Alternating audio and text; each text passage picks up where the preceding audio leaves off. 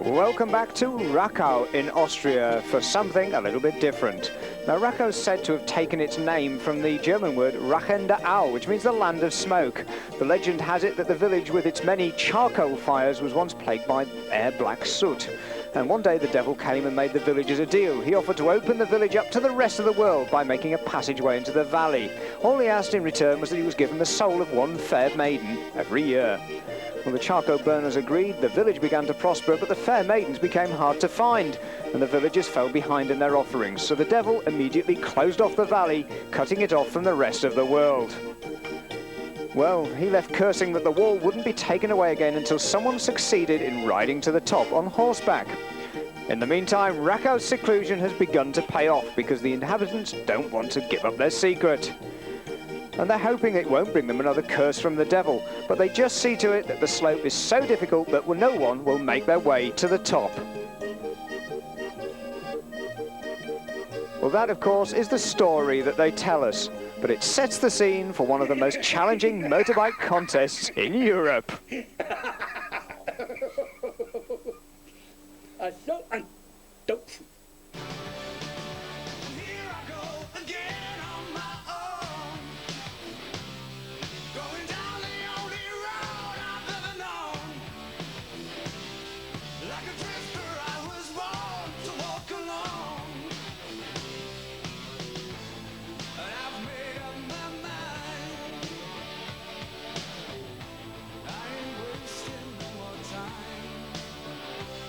The Rachau hill climb is one of the wackiest and most challenging motorbike contests in Europe.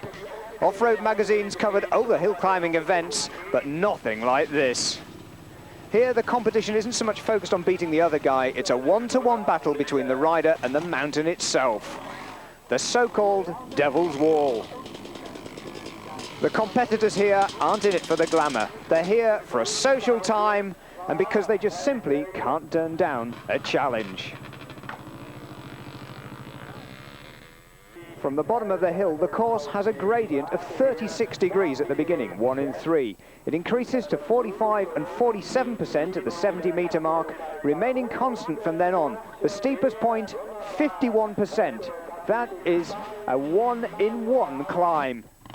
The finish line's at 170 metres, but the mountain keeps going. 170 metres, though, is enough for starters. More than 200 international riders, over 100 are from Germany. Of course, it spurs the old German and Austrian rivalry. In addition, there are riders from Hungary, Italy, Switzerland, even South Africa.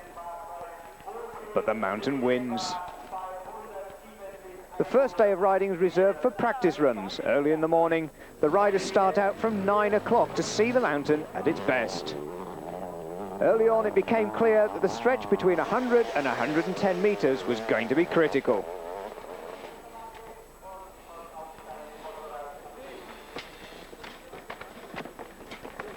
You think this looks difficult. Well, at the moment, the ground is still relatively fresh, therefore plenty of good grip. But only for those who know how to take advantage of it. So at this early hour, some riders still manage to get quite high indeed. Robert Eisenerz shows why our camera's at the right place at the right time. People want to see action when they come out to watch hill climbs. It's great when a rider gets to the top, but what people really want is to see something a little bit more spectacular.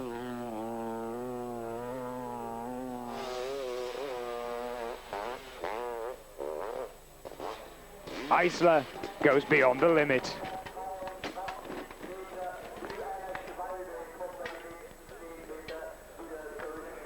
Marshall's quickly at hand as Mike Kaczynski, the first of many East Germans in this race. Good distance, proof that the former East Germany's always been strong in motorbike events. Gernot Pilz finishes the easy part. Now the battle against the mountain. And don't laugh at him, he'll throw his bike at you.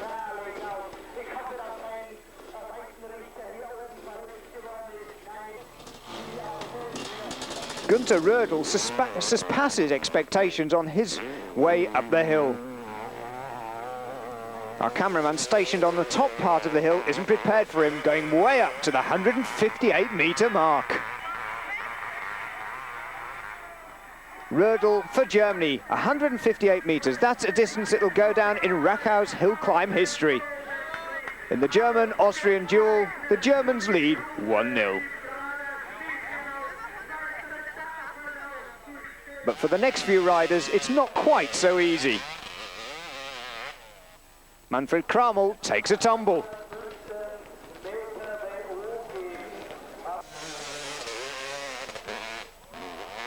Walter Mamanik almost keeps it at the point of balance, but not quite. Watch out for that bike.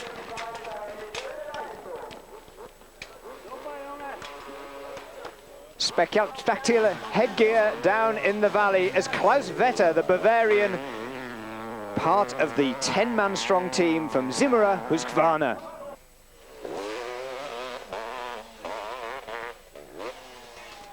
Vetter steps away from his bike, but it follows him back down.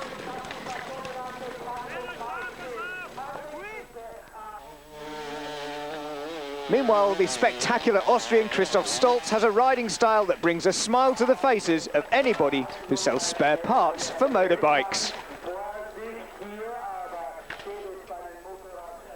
Well, you can shade your eyes, but Stolz doesn't give up.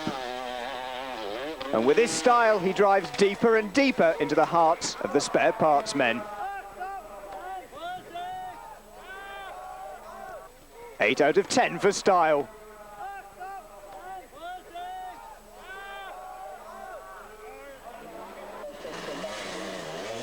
This is Peter Jürgstel, a motocross rider from Carinthia. Started in the junior championship, has the modest goal of becoming the Austrian national motocross champion. Impressive on his way up, and even on the way back.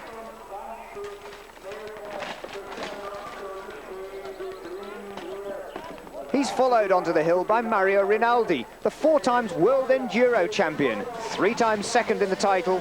The Italian's come directly from a race in Hungary and only has a 250cc along with him. Not really enough power for this sort of test, but his performance proves he's a class rider. And the crowd really appreciate that. Meanwhile, Martin Kell, the German, finds a novel place to park his Husky.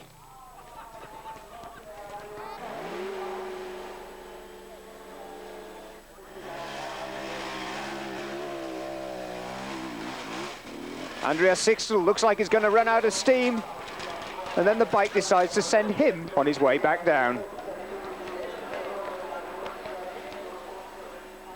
And perhaps this one's a trumpet voluntary. Ortwin Bugel, the 53-year-old Austrian veteran. But it doesn't quite work out right.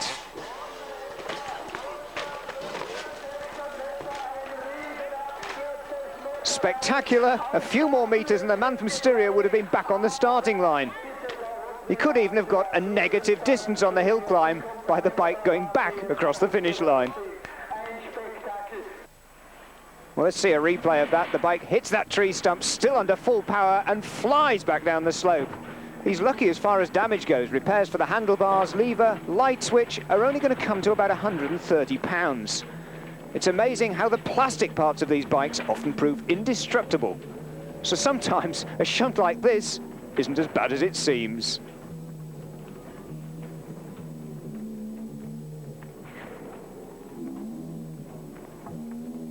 Next onto the hill is Johann Vetter, another German. And once again he proves what goes up must come down.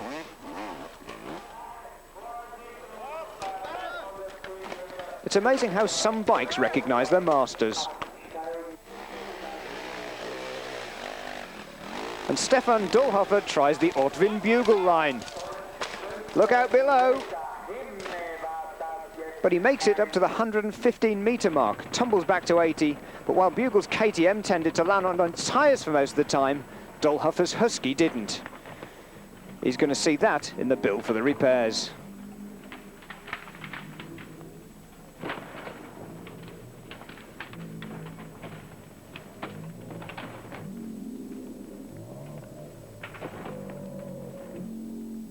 And those two crashes really have shocked the spectators for a moment. But the action goes on. This is Bernhard Huber, the Austrian, fighting his way up the hill, ploughing up like some heavy-grade elephant and leaping back down like a young gazelle. Huber regains his footing as Maurizio Carminati, the World Enduro Team Champion and World Championship rival for the Farioli team in the 125 class, is now on a 250 like Rinaldi. Fine performance, proof again that the skill of an expert rider can make the most of a 250cc bike. The first hill climb event for the Italians as a course marshal perhaps has an airbag there for protection.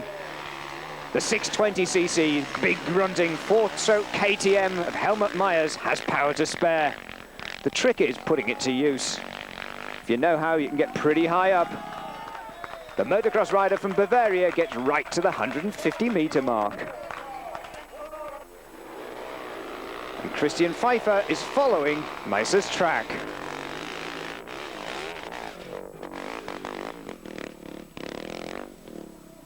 Not quite as far as Meyer, but at the top of the field, just the same.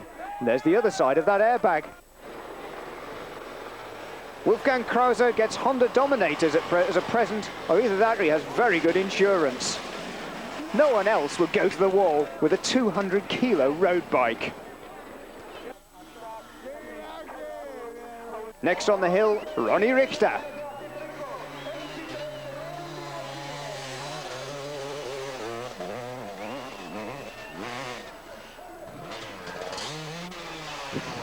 Well, the commentator on the scene calls that a fantastic jump. From Richter's vantage point, it probably felt like falling off the Matterhorn. Again, we see that one in slow motion. You wonder why riders don't get more serious injuries, but most of the riders wear protective chest, shoulder, knee and elbow gear. Besides, the steep gradient actually absorbs a lot of the shock of impact. While you're tumbling, you're slowing gradually.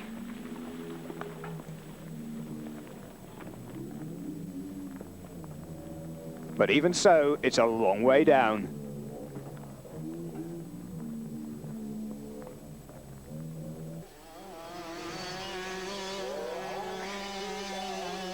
This is Urs Keller, trying to keep the front wheel on the ground and the damage within limits.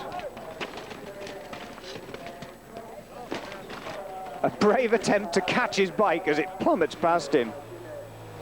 For Andreas Enzigers, it's a case of a step-and-go penalty.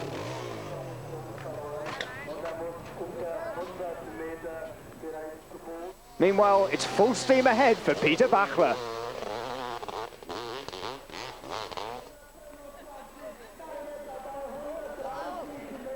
The rule of thumb, the higher up you get, the more painful the way back down. Don't forget that bike weighs about 120 kilos. But the best of Saturday's training, Michael Krumbock and his acrobatic performance at a one-in-one climb.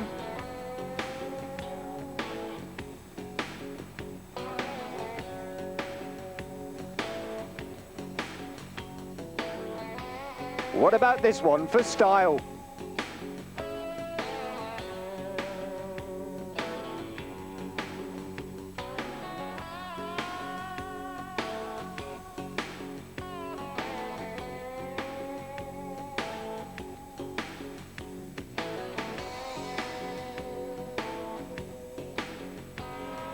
And join us for more of the action after the break.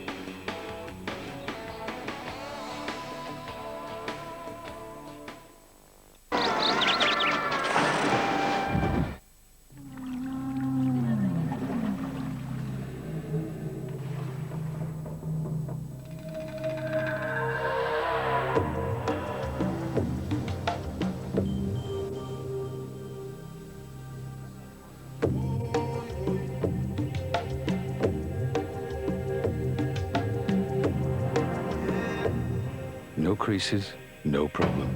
You can trust the wool that wears the wool mark.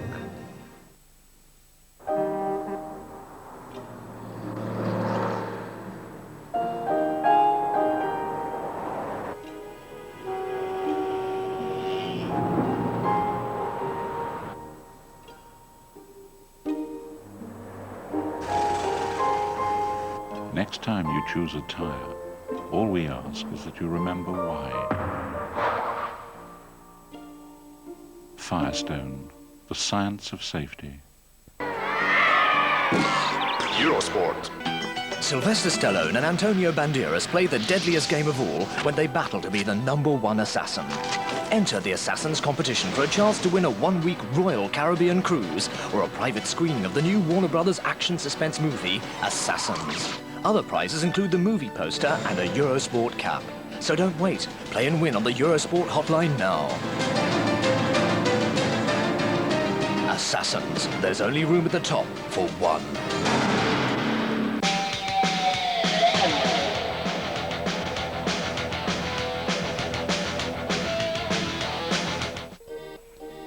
Welcome back to Rachau in Austria for the two-wheeled hill climb event.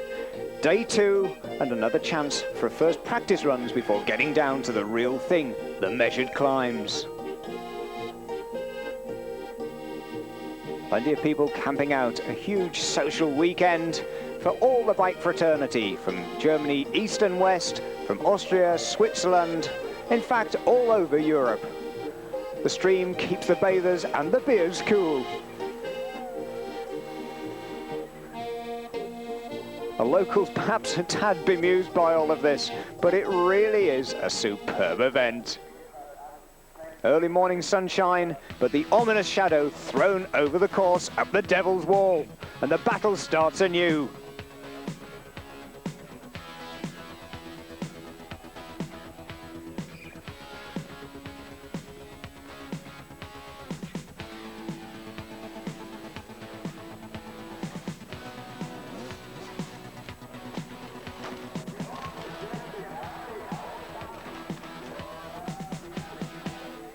Michael Fritscher gets one of the first to realise the critical mark. His Husky gets thrown from 150 metres back to 70 and gets pretty well trashed in the process.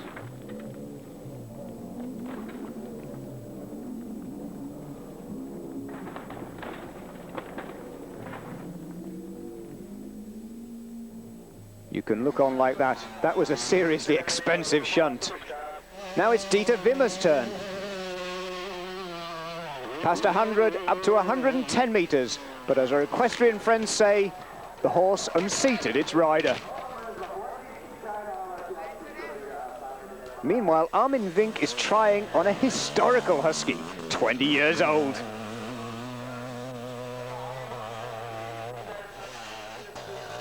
Not really enough grunts to get him very far, though. That's how far bikes have advanced. Rainer Altenride tries with a navigator. Brave soul on the back. Balmy, more like.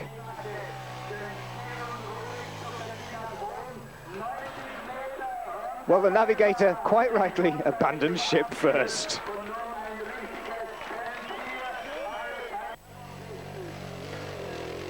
Christian Erlbacher, though, a little more worrying. Makes it to the critical point, but the Yamaha returns in hot pursuit, hurting its rider.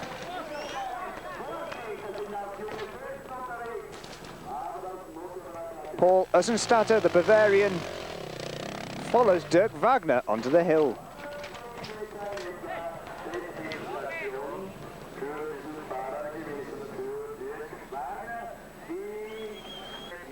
Now watch out for Eisenerz. He has a lucky mascot on his helmet. Somebody once called him Bonehead.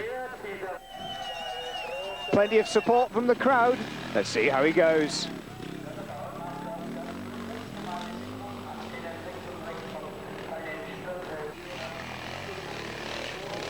The lucky bones just ain't working.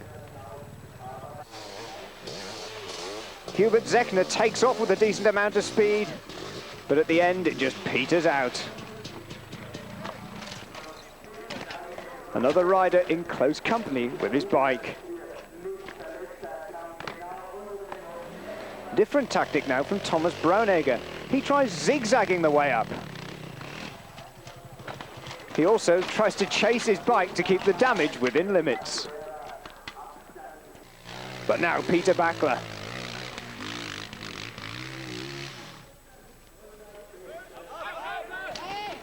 And again, a bike does the loop over a rider's head.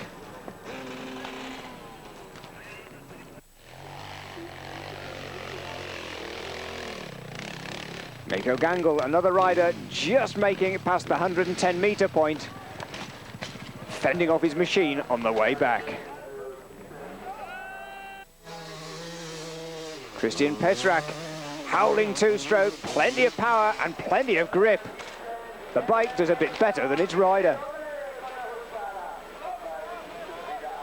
Now it's Peter Bachler's turn. He's already shown that he's got the stamina, and this time he makes it even higher. Right up to the 150-meter mark. And he holds on to the bike. And it's surprising, the riders who've taken some of the hardest falls don't seem to be scared to risk it all again. Andreas Vass, we saw him take one big tumble on Saturday, has another go. Gets to 120 meters, and again takes a tumble.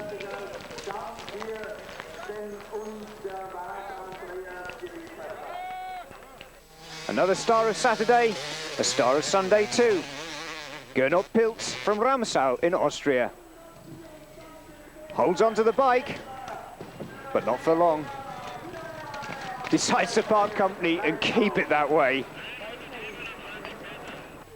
And this is the rich Wolfgang Krause with his Dominator.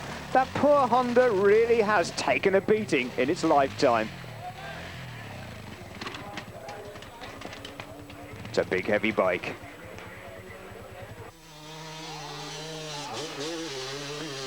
Next way, Martin Kollau finds a novel way of avoiding a difficult descent.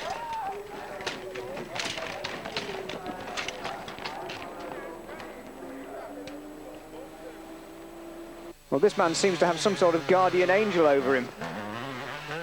Watch it again in slow motion, a close call. That really does demonstrate a problem of this hill. Watching it in slow motion now, he tumbles off the bike, but that's the least of his problems. Watch for the boulders. The rock pursues him down the hill, just bounces away, grazing his shoulder. And the organisers have planned now to secure stones like that for next year's race. Mind you, for those that don't want to get their bikes down the gravity method, there is an alternative. It's called the wood liner. Normally used to get the timber down off the hills, but it's pretty useful for two-wheel machinery too. That, of course, is if you can get the bikes up there in the first place. Mario Abicic gives you an idea of just how steep that course is.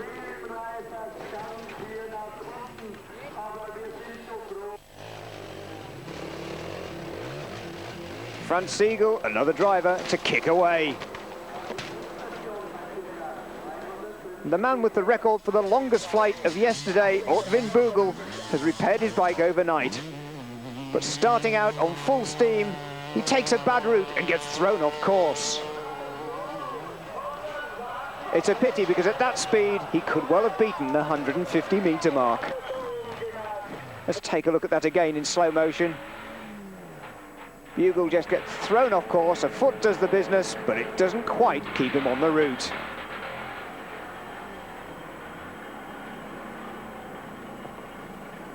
Now it's the local hero, Karl Fiedler from Deep Mountain Forest. Austrian rider, a lot of the locals know him personally. Hopes are riding on this one.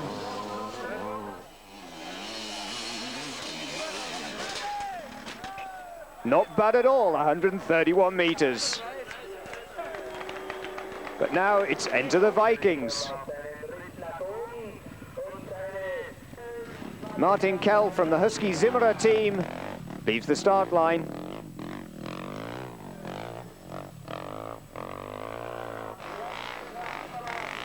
But at 110 meters, it all goes wrong. The horns bite the dirt.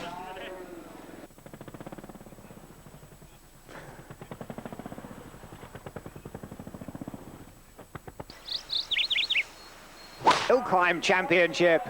And now a bit of fun before the competition begins. This Looney Tunes is Johann Steiner.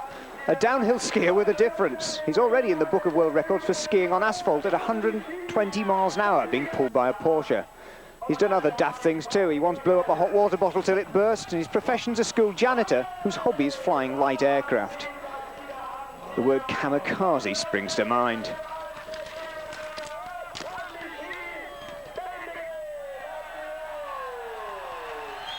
But Johann Steiner certainly pleases the crowd before the start of the competition proper. Based on the result of the practice rounds, the best 20 are going to get to start last for the first round. The best 20 of that round have another go to decide the winner. Meanwhile, Steiner takes the applause of the crowd.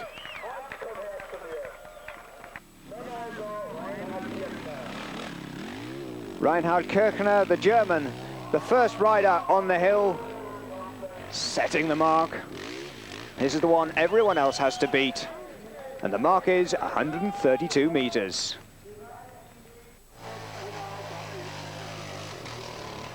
Hans-Jürgen Schmidt on the hill, heading for the 122-meter mark, but despite familiarizing themselves with the course during the practice runs, many still have a few problems keeping their descent under control. That is one wrecked bike. Another piece of amazing headgear from the Zimmerer team. Thomas Schade, the Bavarian, wants to show the wild mountain people of Austria who's the boss.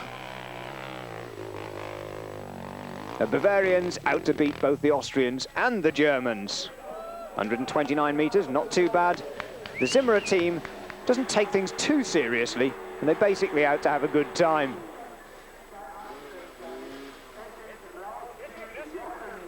Bike not too badly damaged, makes it the painless way back down the hill. Next, it's Michael Schöpf.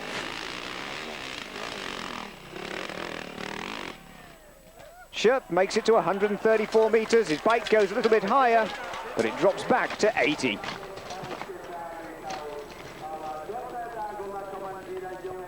We've seen enduro and scrambles riders, now a trials rider. Wichipu, Manfred Glanchnik.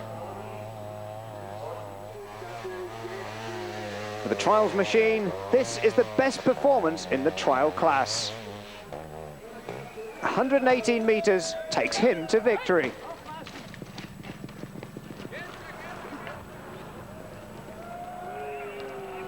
Glanchnik takes trial victory for Austria. This amazing machine is Eric Ursitz, riding in the special class, a long wheelbase machine. Lots of experience for the rider and victories in hill climbing events before. Got a good eye for the best route. Moves to the right of the track, looks for a little bit more grip. Now straight lines the gully. And plenty of traction before he steps off, 141 meters. That is going to take him at very least to victory in the specials class. But what about this? A one-of-a-kind two-wheel drive machine. The two-stroke Honda. Karl Schmiedinger's won steep slope races in Mölln many times. It's a beauty of a bike, but just a little bit low on power. It runs out of steam at 127 meters. But a superb performance for a two-wheel drive bike. Gottfried Hemlinger, another experienced rider on the steep slopes. Steps off the bike at 137 meters. Mirko Knorr makes it up to the critical point, past 120 meters, but he takes the hard way back.